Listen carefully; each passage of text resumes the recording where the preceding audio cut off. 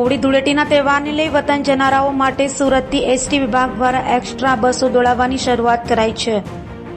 હોળી ધૂળેટીના તહેવાર નિમિત્તે સુરત એસટી વિભાગ દ્વારા એક્સ્ટ્રા બસો દોડાવાઈ છે।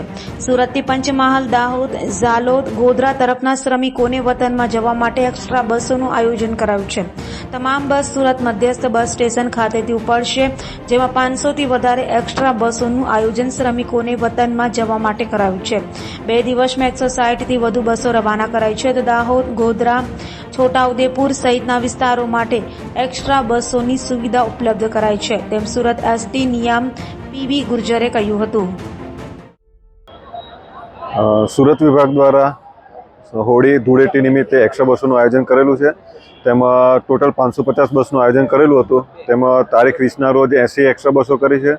હાલમાં 21 તારીખ આજે 60 બસો એક્સ્ટ્રા થઈ ગઈ છે અને હજુ અવિરતપણે જે પબ્લિક આવે છે, પેસેન્જર આવે છે, તેના માટે અમે એક્સ્ટ્રા બસોનું આયોજન કરેલું છે અને પરફેક્ટ પ્રકારનું આયોજન છે, જેમાં જેટલા પણ મુસાફરો આવશે એ પ્રમાણેનું અમારા એક્સ્ટ્રા બસોનું આયોજન કરેલું છે અને એ મુજબનું અમે સંચાલન ચાલુ છે।